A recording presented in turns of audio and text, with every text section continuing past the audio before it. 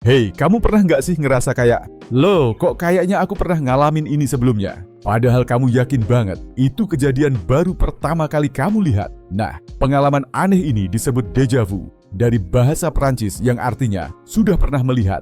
Tapi, sebenarnya ini tuh fenomena apa sih? Apakah kita punya kekuatan supranatural? Atau ini cuma error di otak kita? Yuk, kita kupas bareng secara santai, tapi tetap berdasarkan sains. Déjà vu adalah sensasi kuat bahwa sesuatu yang sedang kamu alami saat ini sudah pernah terjadi, walaupun sebenarnya itu belum pernah kejadian. Kejadiannya biasanya cuma beberapa detik, tapi bikin kita mikir, kok bisa ya? Aku ngerasa familiar banget sama momen ini. Kebanyakan orang mengalami déjà vu paling enggak sekali seumur hidup. Tapi yang unik, biasanya kejadian ini sering dialami di usia 15-25 tahun, dan lebih jarang setelah kita makin tua. Nah, sekarang kita masuk ke bagian seru, penjelasan ilmiahnya. Jadi menurut para ahli saraf, neuroscientist, déjà vu itu kemungkinan besar disebabkan oleh glitch kecil di otak, tepatnya di bagian yang ngatur memori, hipokampus dan korteks temporal medial. Begini ilustrasinya, bayangin otak kita kayak komputer. Kadang, file yang baru kita buka, salah masuk ke folder sudah pernah dilihat, padahal itu file baru.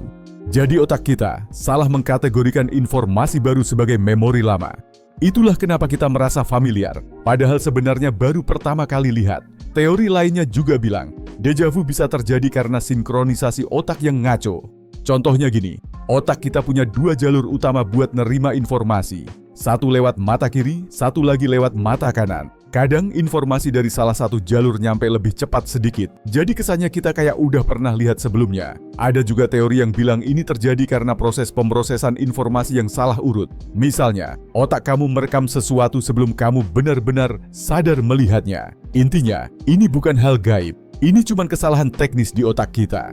Kayak buffering video yang tiba-tiba ngulang satu scene. Para ilmuwan udah banyak melakukan riset tentang déjà vu, meskipun agak tricky karena, ya, kejadian ini nggak bisa diprediksi dan berlangsung sangat cepat. Salah satu studi dari University of St. Andrews di Inggris mencoba menciptakan sensasi déjà vu buatan. Caranya, mereka pakai VR dan kata-kata mirip, lalu mengamati aktivitas otak responden. Hasilnya, saat déjà vu terjadi, bagian otak yang aktif bukan bagian memori, tapi bagian yang mengontrol keputusan dan konflik. Ini nunjukin bahwa otak kita sadar, ada yang nggak cocok nih, kenapa aku merasa pernah ngalamin ini ya? Jadi déjà vu itu kayak mekanisme otak buat deteksi keanehan dalam memori kita. Terus, pertanyaannya, apakah déjà vu itu bahaya? Jawabannya, enggak kok, tenang aja. Déjà vu adalah hal normal, bahkan banyak orang sehat mengalaminya.